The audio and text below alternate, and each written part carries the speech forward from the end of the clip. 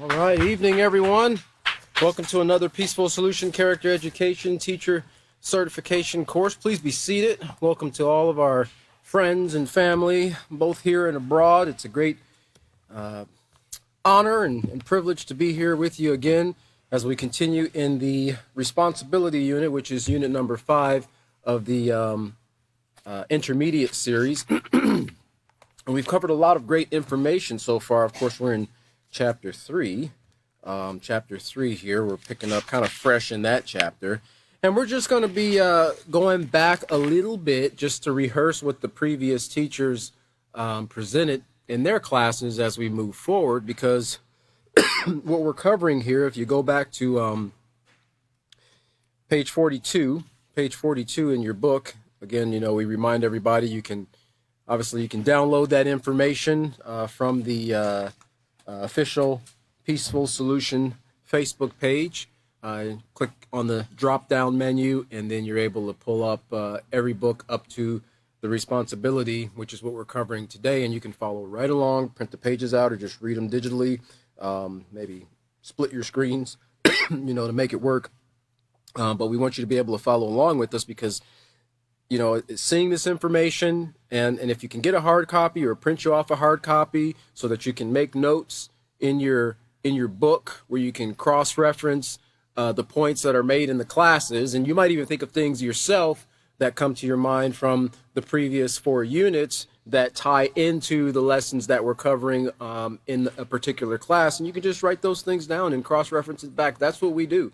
You know, as teachers, we go through this information, and, you know, we don't just do a dry read on it. We want to tie it all back in together to show how everything here that we've covered in these last 5 units here are they're the building blocks to developing a positive character, and you can't leave any one out. All the pieces fit perfectly together, and it's like a system that is given here in books that helps the person to develop a positive moral character. If you eliminate something or take something out of the system, like we talked before about like a plumbing system, right? You've got vents and stacks and drains and so forth. If you eliminate something out of that system, that plumbing system is not going to function properly, and you're going to have backups, you're going to have clogs, you're going to have people calling maintenance all the time because, you know, air is not getting in to, you know, drain the water out, or things are backing up because you've got traps that aren't working properly, you got back pitch, you know.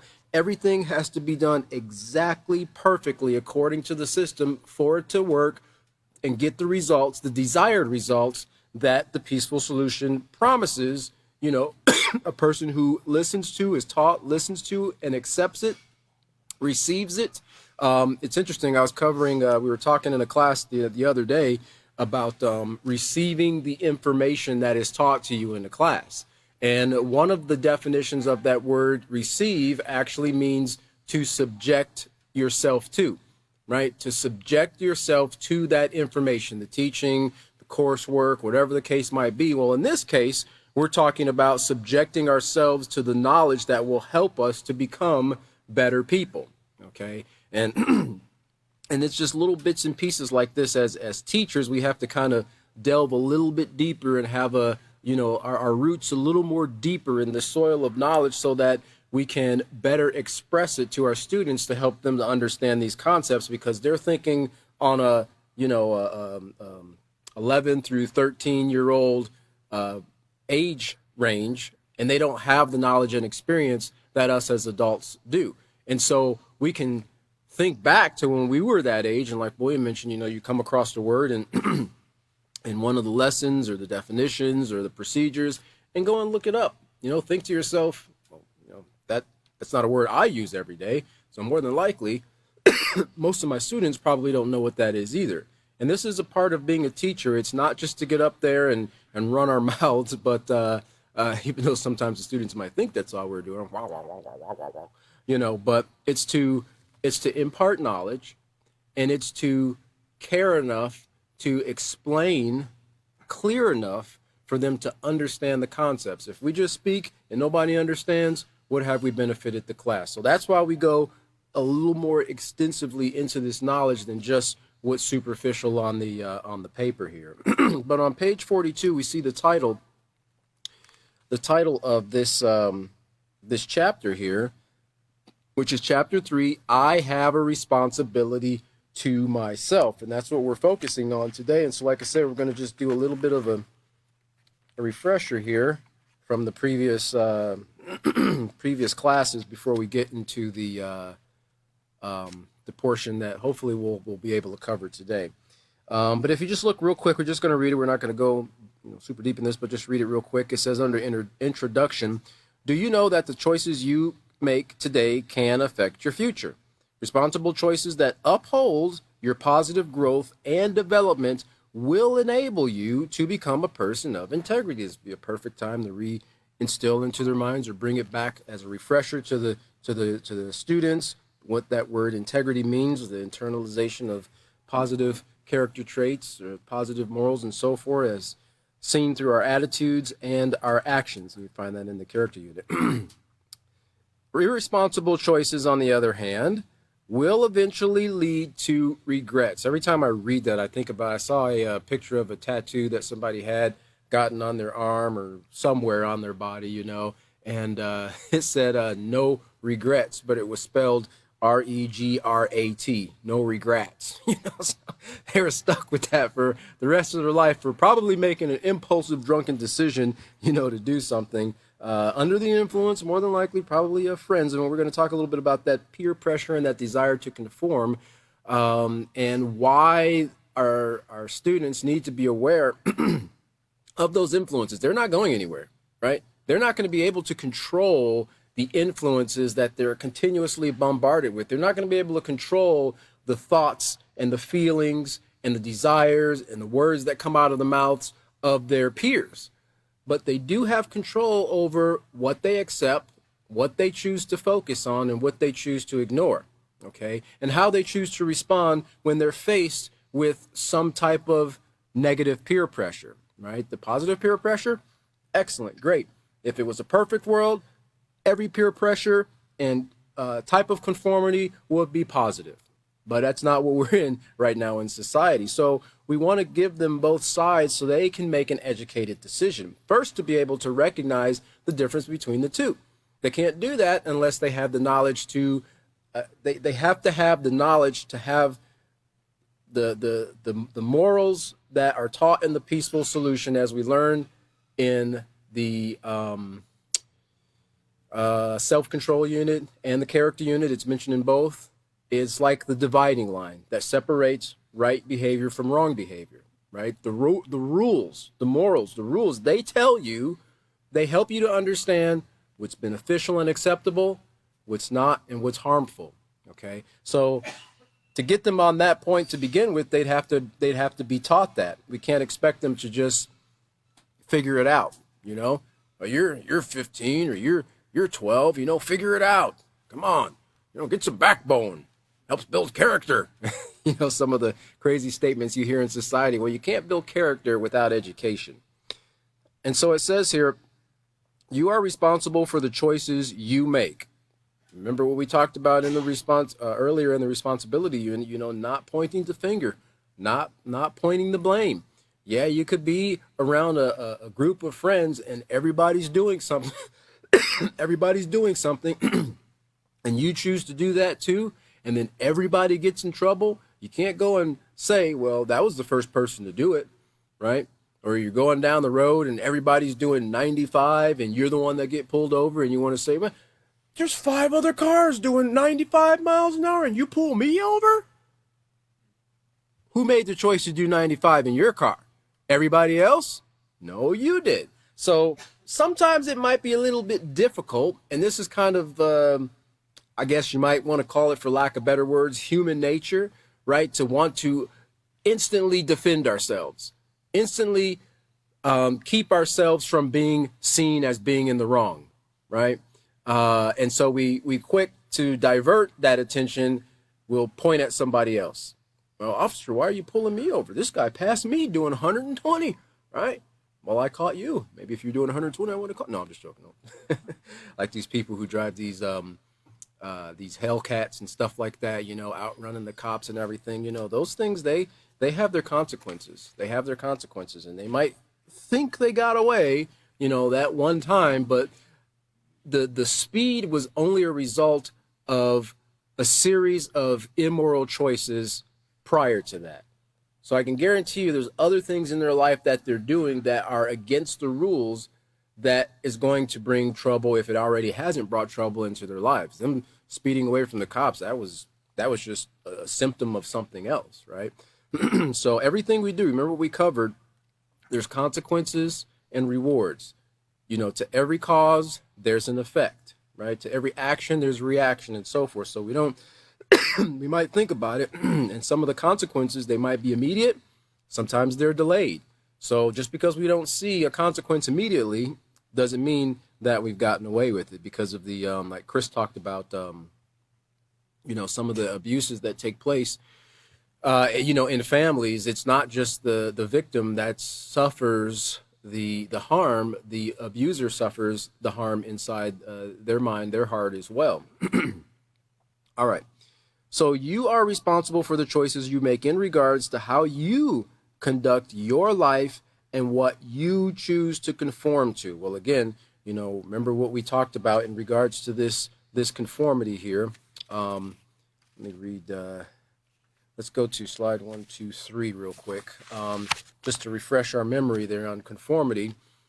What we learned about it, and we're gonna cover it again here as we move forward.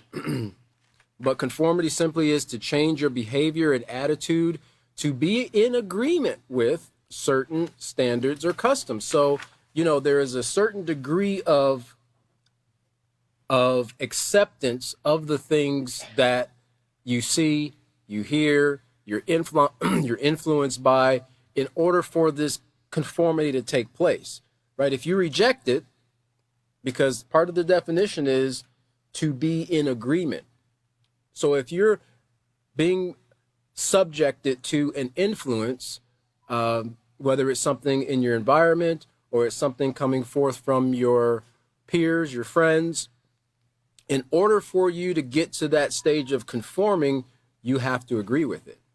Okay, whether it's hesitantly or over a period of time or instantly, you won't conform to something that you're in disagreement with, and so. And you're changing your agreement, you're changing your behavior, right? You're changing your behavior and your attitude. Your attitude is the way you think and you feel about something. And young people, I know when I was younger, I didn't really think about all of these things. I didn't think about the word conformity. I mean, I knew it existed, but I didn't think about the influence that my peers had on me just on a regular everyday basis. We don't think about the fact that I think we've mentioned before. It said the 5 people that you spend the most time with. You are the sum of the 5 people you spend the most time with, right? Because all their little quirks and habits and sayings and styles and mannerisms and dress and influences, over a period of time, you're going to kind of conform to that because, you're spending the most amount of time with it. This is why you see a lot of similarities to some degree with members of a family or people who work closely together, like on an everyday basis in a group or in a company or so forth. They start patterning their behavior or their mode of speech and so forth a pretty similar way because those influences are there. We can't ignore them. We can't deny them. But we just have to make the students aware of. And then, again, a peaceful solution is not saying that it's bad, right? Because you conform to a certain attitude or pattern of behavior that your peers do. But it's saying, hey, recognize the difference between what's positive and what's negative. And you've got to be the one to make the choice to say, yep, nah, that's something that's not going to help me to build and maintain a positive character, so I'm not going to do it, right? And if I care about my friends, I'll at least point it out to them as well. And sometimes you might have to completely withdraw yourself from that friend or friend group if their sum of total of choices and values, their value system is negative, right? Because you don't want to be associated with people who engage in violence, risk-taking behaviors, the devaluation of their lives and the lives of others, or any other immoral act, because you that says birds of a feather flock together. You're known by the company you keep. And even if you might be the one who is not doing that, if you're associated with them and you get, approached by an authority figure, they're going to be like, hey, well, you were here as well. And then, now we've got to prove that you didn't do it. So it's better to avoid those situations to begin with. Like they say, an ounce of prevention is worth more than a pound of cure. Well, remember what we learned in the peaceful solution here. Yes, the peaceful solution is both an intervention and prevention type knowledge system here, but we would much prefer you and the students to make choices to prevent being involved in immoral or risk-taking behaviors. All right, so just to refresh our minds here also on this conformity, like we were talking about on page 119 here. Let's see here. Oh man, I don't know if this is going to show up very well. Let me just look to make sure. On page 119 of the respect unit, chapter 5, page 119, we talk a little bit about conformity as well. Let me see here. Oh yeah. This is under self-control, right? Preparation requires self-control. Because again, we're talking about conformity, and remember what we said, you have to be in agreement with, and you're changing your behavior and your attitude, right? Your attitude, the way you think. So to get to that point, we have to take into consideration self-control, which is the ability to control what you think, feel, and do.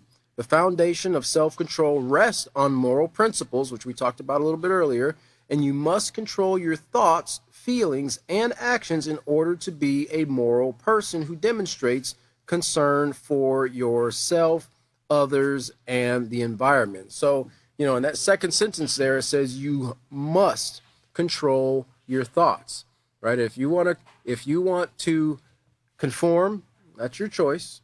But again, remember, it is your choice. It's the student's choice, right? And I think my highlighting there is kind of bad there, so it looks really bad. I tried to highlight it with the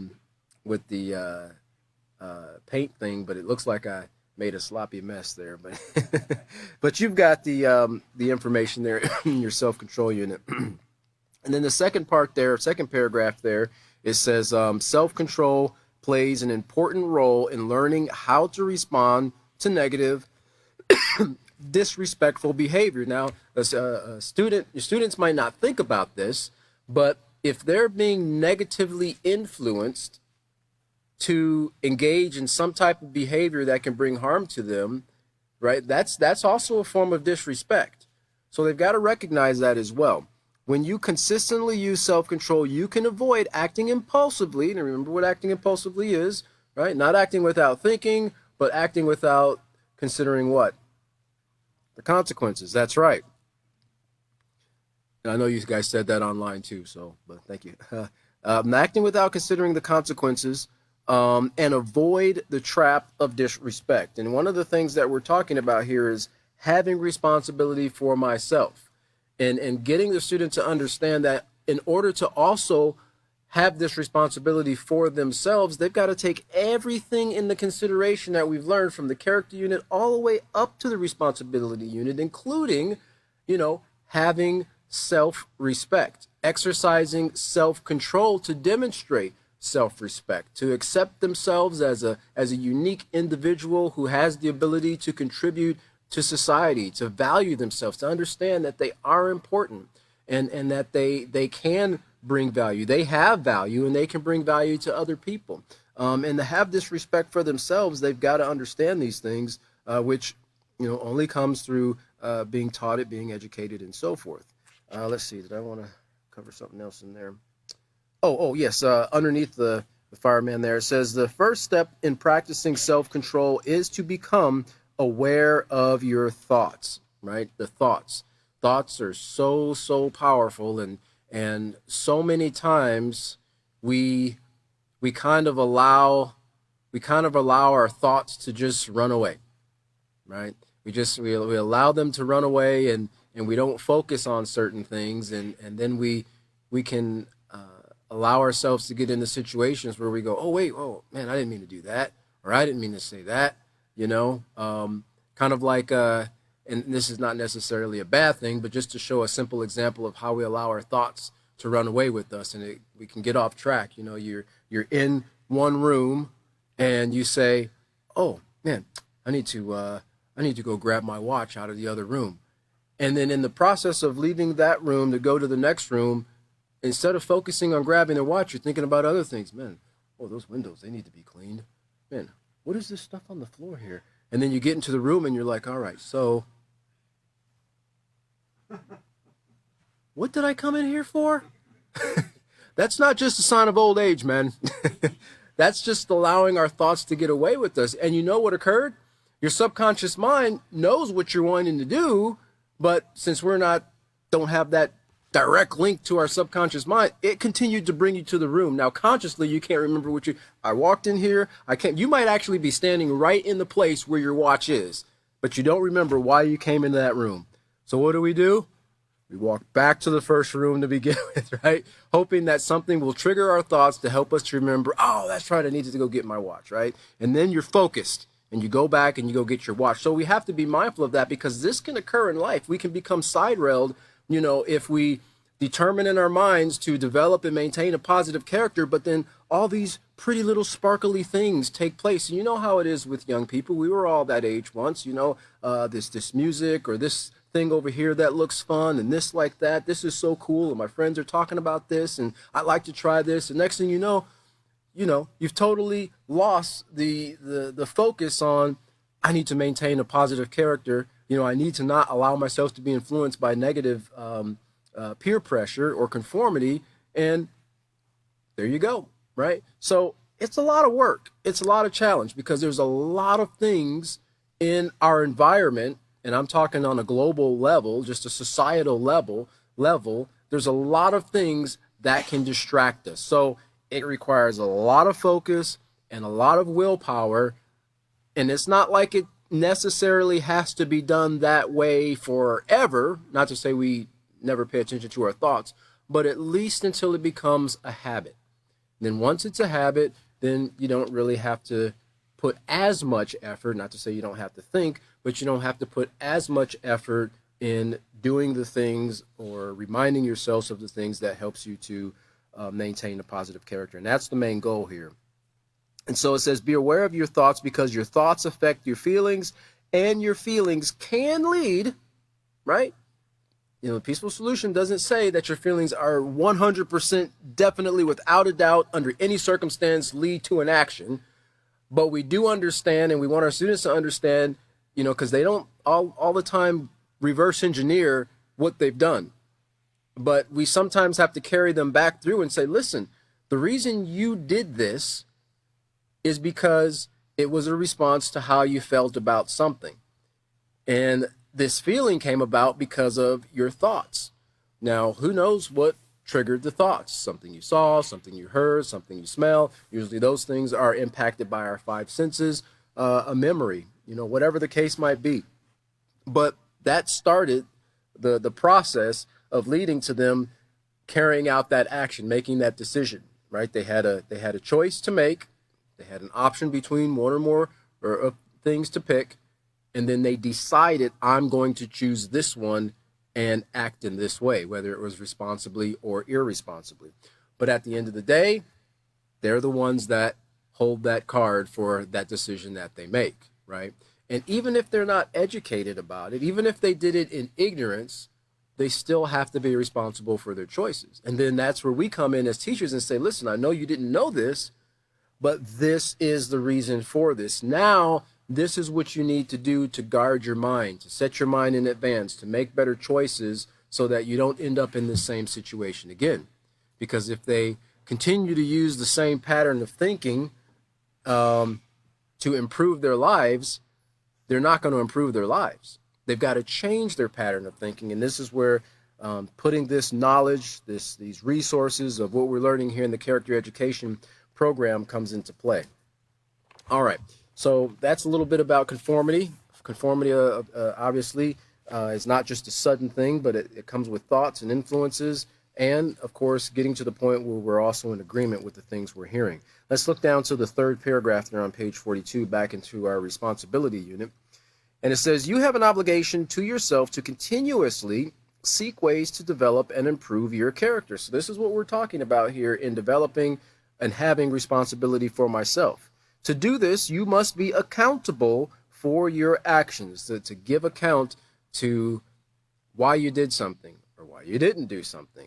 A response is one, even if no answer is given, right? But we want the students to understand that they must be accountable for these things. They also need to accept the advice of those in authority. I know Chris and William talked a little bit about that. Young people, teenagers, they get to the point where they at least feel they know more than their parents or their teachers. Why? Because we're old. Because times have changed. We don't do that anymore. We don't say that anymore, And I can imagine that people in the 1200s, teenagers in the 1200s, were saying the same things to their parents. What do you mean I can't go out cruising the cobblestone roads with my friends on our wagon? You know what I mean? Oh, you're old fashioned, right? We don't use lanterns anymore. We use torches. Come on, Mom. I don't think that history has changed that much over the few years. But the problem is that when the students don't see that their parents have valuable advice and instructions to give them, then they miss out on an opportunity where they could save themselves from a lot of trouble. They go and they experience these things on their own, and then they got to go back to the fact, what they call it, eat the humble pie, and be like, yeah, Mom, Dad, you were right. Yeah, well, we tried to get you to help you to not be involved in that situation to begin with. Why? And I usually, I say to my children, and like, have you ever been, whatever my age is at the time, have you ever been 40-something years old? No. Well, you know what? I've been your age before, and I know what you're thinking, and I know what you're going through. I know what the feelings are. I know the emotions and the hormones and the things like that come at certain ages.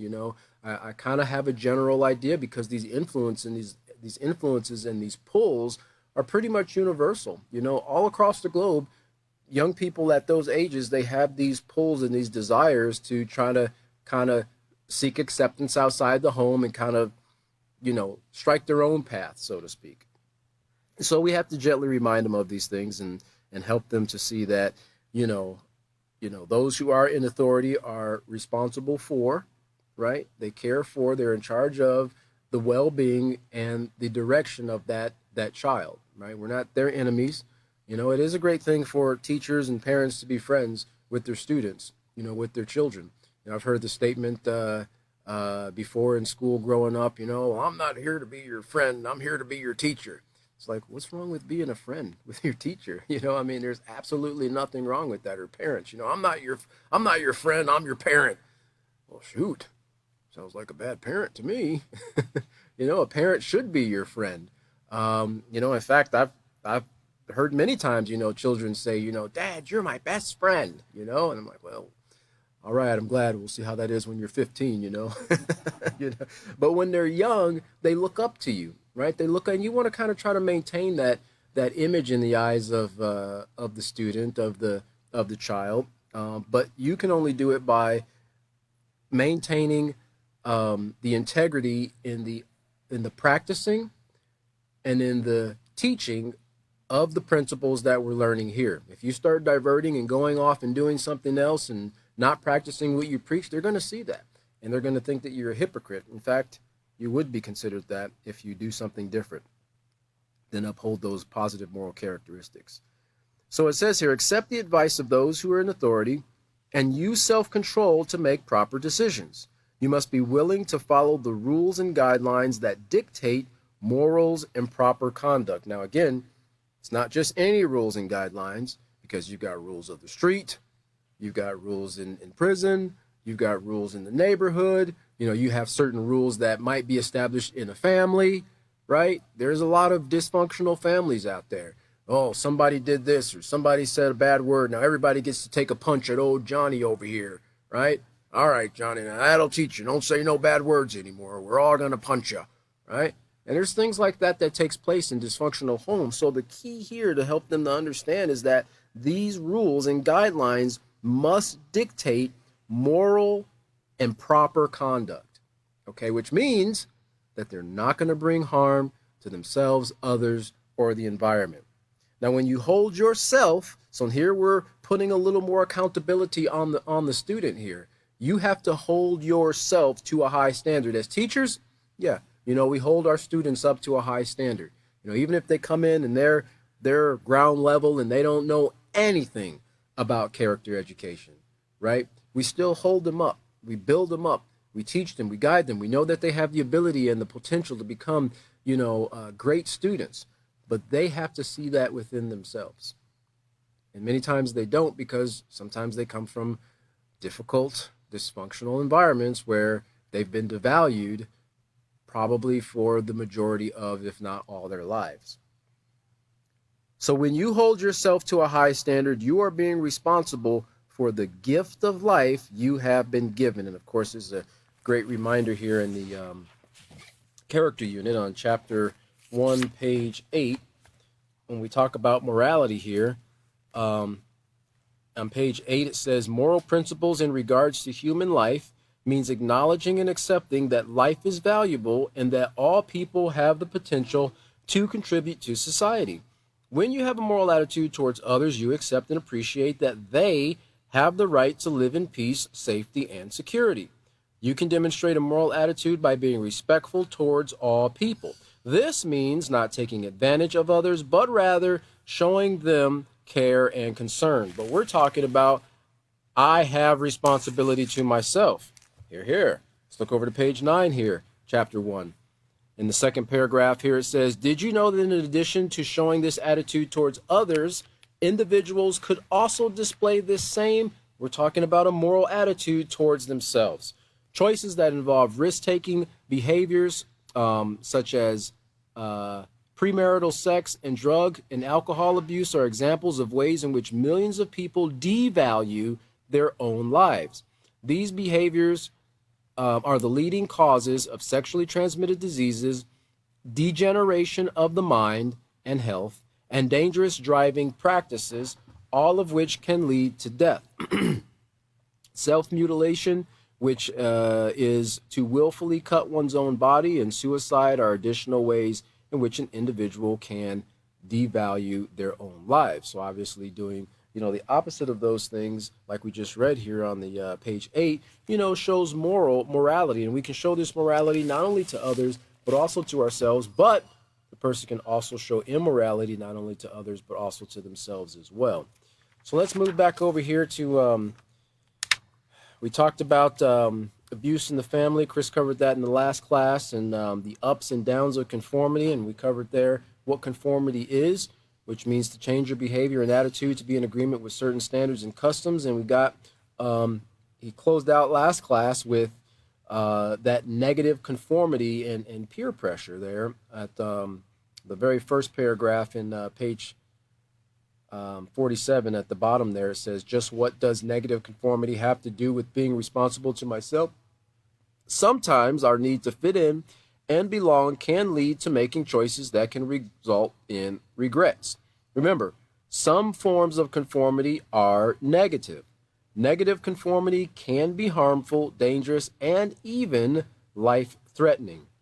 One of the most common forms of negative conformity is called negative peer pressure. And then just quick here on page 131 in Self-Control Unit, Chapter 5.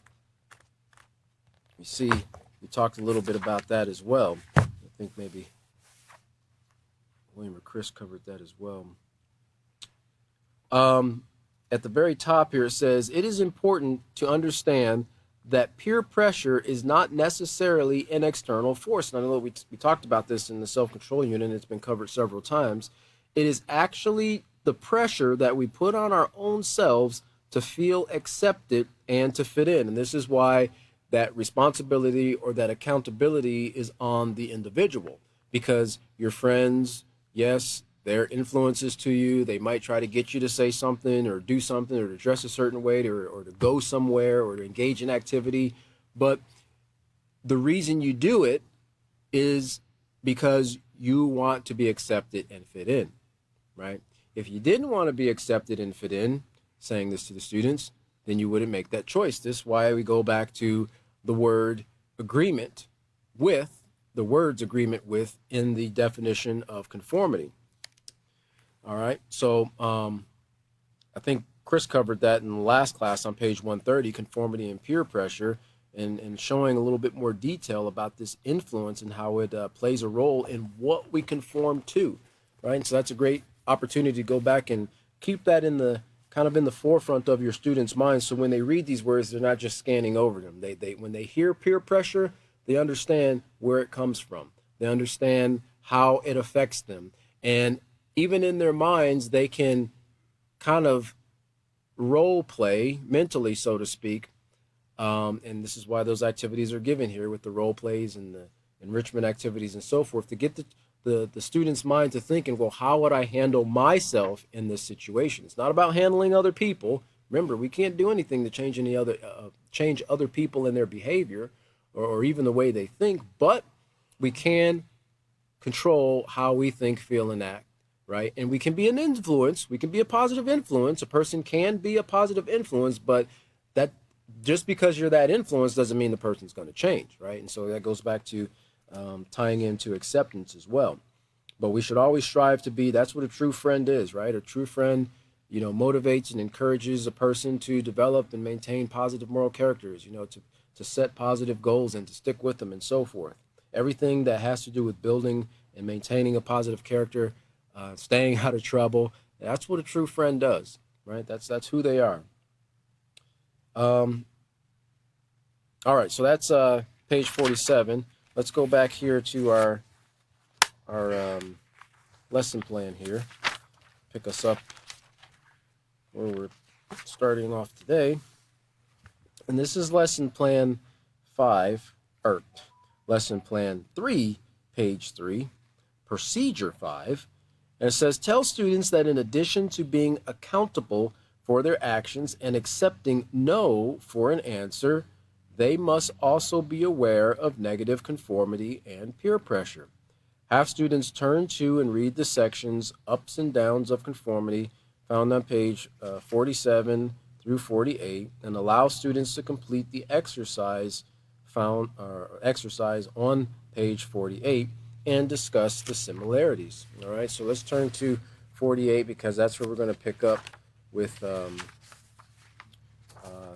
this class this evening here. And so we have 5 questions there, and again, what are these things here for, right? Is to help them to understand, conformity. And these are some of the influences that probably like 95 or 99% of the young men and women are going to encounter in their formative years here, in wanting to fit in. Because these are things that were, I would say, an integral part of our life when we were growing up. Everybody wanted to listen to the latest music or have the latest, style of clothing or shoes and things of that nature, And there's not necessarily anything wrong with those things, but if those things drive us towards or move us towards immorality or negativity, then of course we want to stay away from it. All right, so let's look at number 1 here. Page 48, it says, consider the following. What type of music do you listen to, right? And this would be a perfect opportunity to get some input from your class. Do you prefer rock, rap, or alternative? How many of your friends enjoy the same music? And there's different genres of music for pretty much everybody on the face of the earth, right? And not everything was included in this. This was, because you've got classical, you've got jazz, then you've got smooth jazz, And you've got all these different opera and all these there's something for everybody, right? And we covered it in the character unit when we were also talking about influences as well, because in music has a great potential to affect the way we think and the way we feel. In the character unit under on page 67, under do re mi, right?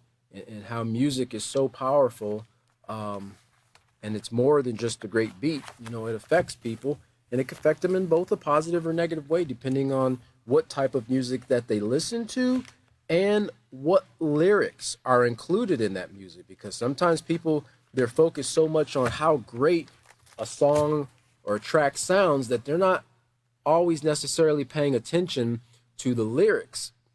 And the lyrics that come forth from music are a form of teaching, a form of influence. So whether that is something that's talking about sex and drugs and, you know, violence and revenge and retaliation, or, you know, some of the music that's more popular here in the Texas area, you know, somebody's, you know, spouse leaving them and their dog ran away and their truck broke down or whatever the case might be. You know, that author of the Peaceful Solution says, you know, sometimes you listen to these things and you feel your IQ dropping sometimes, but it's an influence irregardless.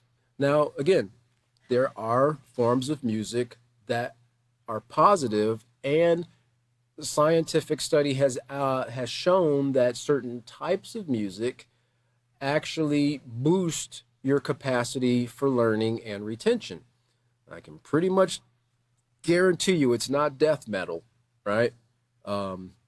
Maybe I should say deaf metal because it makes you deaf when you listen to it, you know. But certain forms of classical or instrumental music, they actually boost your cognitive abilities when it's quietly played in the background, right? Not blaring so loud that your neighbors down the street can hear it. But on page 67 in the character unit under do re mi, it says, let's talk about music. Can music influence your character? The answer is yes. The music industry is a huge money-making business. Millions of dollars are spent every year on, well, it used to be CDs and cassettes and, you know, I don't know if they spent millions on 8 tracks, but anyway, you know, now it's more a streaming thing. Everything you can get now, you can just download it or stream it. I don't know if they even so. I don't even think cars come with CD players anymore. Usually ports for media like SD cards and what do you call those things? USBs. From rhythm and blues to alternative heavy metal and rock, music is an important part of life and has been influencing people for thousands of years. Music has the ability here to affect our emotions, and our emotions affect the way we act. All right. So we see here at the very next paragraph, so in some of the benefits here, some music is used to help young children learn. Words put to a melody or rhythm are easier to remember. This is why the ABCs are sung as well as many other children's songs. But notice here, sexually explicit and violent lyrics or lyrics promoting drug use are all sung or rapped to a great beat. Okay? Just because you can tap your feet, dance or enjoy it with your friends doesn't change the power of the message that is being processed in your mind and stored in your subconscious mind. And remember, your subconscious mind, those things have a firmer grasp in your subconscious mind as acceptable if it's coupled with an emotion. And so that's why music plays on the emotions, right? And it drives it deeper into the subconscious mind where it's so powerful, and I think we all can attest from this. 40 years later, we could hear one bit of a song or a lyric, and the whole song comes back to our mind. 40 years ago, right? Or 50 years ago. And you might have only heard that song like 3 or 4 times. And you might not have even sung it or hummed it for 30 years. And then you hear something when you go into the grocery store or whatever. Some reason they like to play the oldies in the grocery stores, you know. And next thing you know, you're walking out of the grocery store.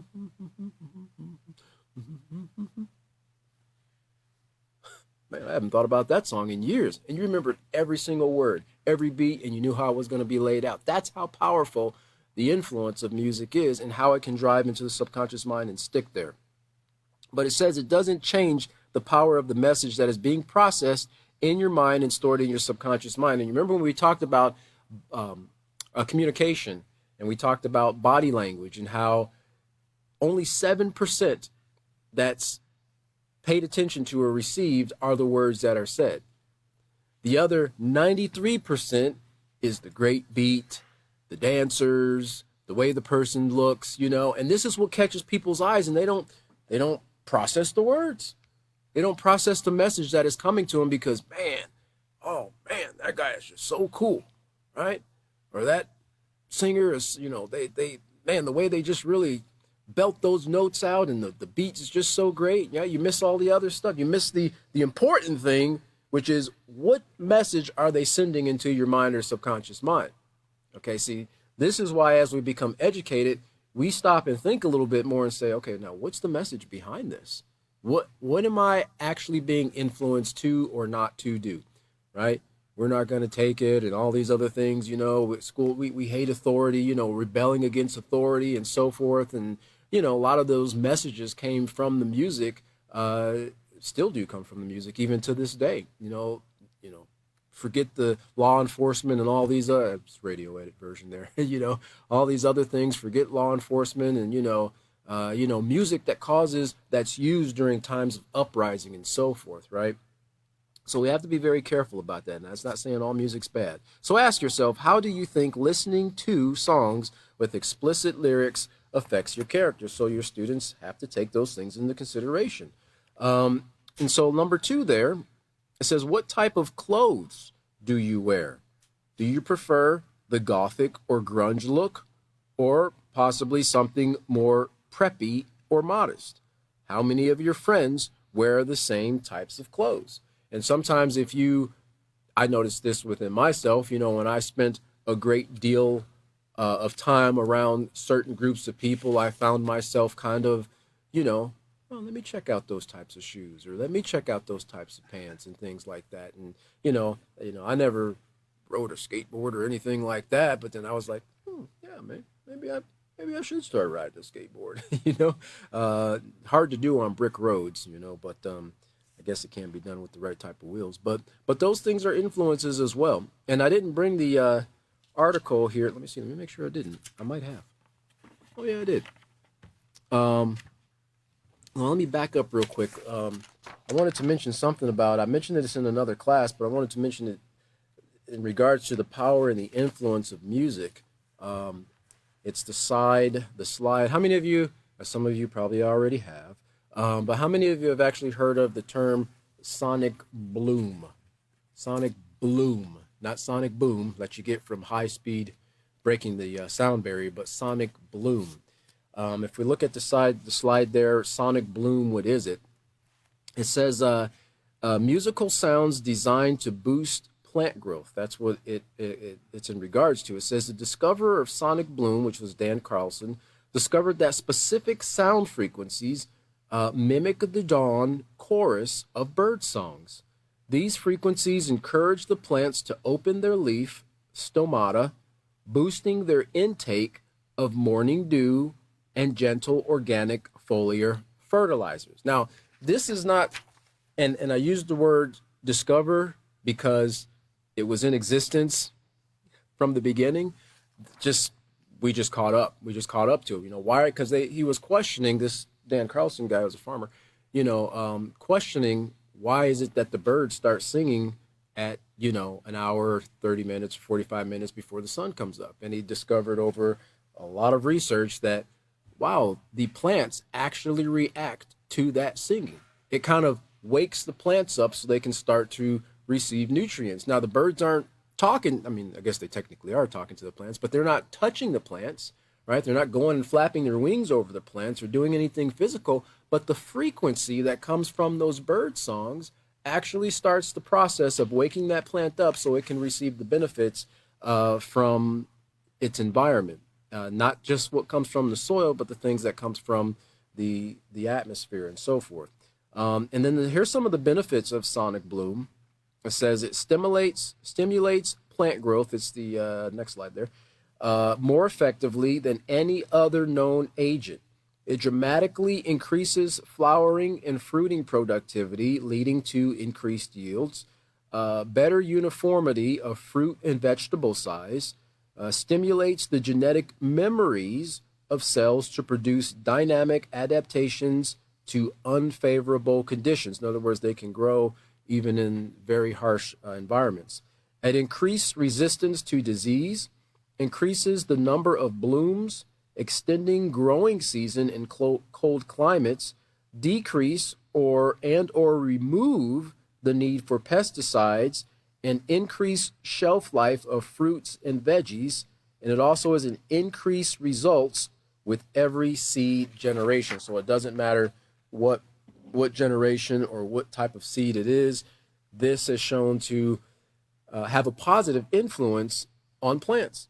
So the point I'm making is if the frequency of bird songs, you know, and they discovered that certain types of classical music have these same frequencies, can have a positive impact or an impact on something that people might consider as, you know, inanimate as a plant, which it's obviously not. It's a living, breathing thing. What about us? How powerful are those influences on us? Certain types of things that we hear can help us grow and become better people. The frequency that's coming out of my mouth, reading the words that's coming off of this page, those are frequencies that actually can help us grow and to become better people. Or the, you know, violent, sexually explicit music, messages coming from certain songs or even anything we see on television or in video games and so forth. Those are the negative influences, frequencies that can prevent or stunt growth, right? And cause us to move towards a direction that will bring harm towards ourselves, others, and the environment. All right, and then on the next slide here, because we're talking about clothes, what do you prefer to wear? Is it goth or grunge or, you know, are you a preppy? Here's some of the things on clothing and shoe influences. And I put the two together because the next one's on shoes. What types of shoes or sandals do you wear? Do your friends wear the same? Because these are things that go on our bodies. And it says the vibrational frequency of clothing has become an increasingly popular topic in recent years, sparked by the growing interest in holistic health practices. The idea behind this concept is that everything in the universe, including our bodies and the clothing we wear, vibrates at a specific frequency, which any physicist or anybody who studies biology knows that everything has a frequency. The very cells, the epicenter of our cells generate energy, and there's a frequency that comes with that. And that, you know, a vibration is that frequency. It says, according to proponents of this theory, wearing clothing with the high vibrational frequency can have a positive impact on our overall well-being. And two of the things that they say are the highest, I think linen and wool are the highest in frequency, and then the lower ones are the synthetic frequencies. And they say that the wool, the linen, the cotton, and things that come from plants and animals have higher frequency because they're coming from living plants, and the energies that are generated there from those substances. And so this just shows here, you know, the influences that we see. You know, when we see a person who, you know, if a person was to walk in here and stand right here in a black robe, and well, in the United States, we don't wear the curly wigs, you know, although I probably could use to wear a curly wig every now and then. But, you know, generally speaking, you know that person was what? A black robe person? Yeah, a judge. Or you might say somebody in the choir, but generally speaking, you know, it's a judge. And when you look at a judge, you look at somebody as a person of dignity and who deserves a certain level of honor and respect and so forth because of their position. So, people, what they say, dress the part, right? That doesn't mean we can judge a book by its cover, but what we wear does show the respect and the value that we have for ourselves. And then lastly here it says, not lastly, number 4, it says, what do you do for fun? Do you prefer horseback riding, skiing, hiking, reading, or swimming? And I enjoy doing all those things, just not all at the same time, right? And how many of your friends do the same? Now, growing up in the city, I didn't have a lot of opportunities to do that. We didn't have horses roaming the streets and hills that we can ski down. Swimming was mostly done at the Y, which I questioned why I did it later on in life, because remember what Chris brought out last time, it's like a big bathtub, and you didn't realize that strong chlorine smell that was in that pool house wasn't a result of the super powerful chlorinated chemicals. It was the chloramines that were reacting with the human waste, the urine, and the sweat that's in the pool. And after I learned that many years later, I realized how actually gross those pools were, the ones at least that I swam in back in those days. So these are some of the things that are influenced as well. And then number 5, it says, what's the latest slang that you use? Do your friends use the slang? And you'll see this, people kind of start to talk the same way that their buddy old pals do, or in the group of people, or even from generation to generation, things change. And in fact, I've got a list here of some slangs that over the last, I guess, 60, 70 years, that and how these, now this of course is not an all-inclusive list. So if something's not on the list, don't get upset with me, right? From the 50s, you had slangs like cool cat, daddy-o, and pad. From the 70s, you've had groovy, out of sight, crib, and one of my all-time most likes are jive turkey, right? Now, I did take three semesters of jive in high school. It was a non-elective course. I'm just joking. All right. From the 1990s, you had terms like fat, bounce, and home skillet. I remember that one. And today, you've got words like Karen, sus, bruh, and whip, which whip describes a car. Normally, it's a fancy or a luxury car, but people just use it generally to describe any vehicle that they might drive, even if it's a hoopty. So, some of these things change over time, right? And you'll notice that as parents, and sometimes we are a little bit out of touch as teachers, we'll hear stuff like, oh, that's sus. What's a sus? What do you mean sus? Are you going to finish your sentence? Because it's just sus for suspicious, right? So everything's kind of got shorter. I kind of blame that on the texting generation, because texting has made a lot of people lazy in the way that they spell, right? It's just all of these abbreviations now instead of actually spelling things out. And so this is a part of where you get a lot of these changes in languages. But the point of the matter is that, even though it changes over time, these things are influential to how we conduct ourselves based on the friends that are close to us, our environment, our peers. And if we do it or we don't, determines what we're in agreement with or what we conform to. So again, not everything is bad, but it's just getting the student to think about the choices that they make based on their peers, okay? And again, they have to evaluate the difference using the moral principles of learning and the peaceful solution as to whether those things are positive or negative, if they're beneficial or not to them and their growth. All right, so we're going to stop right there on page 48, and we're going to pick up as we get into some of the fashion trends there in that next paragraph there. Our next class will be this upcoming Wednesday evening, which will be the 7th, February 7th. We'll join you back here at 5:30 p.m. Central Standard Time. Thank you for coming. Have a wonderful evening, and we'll see you at the next class.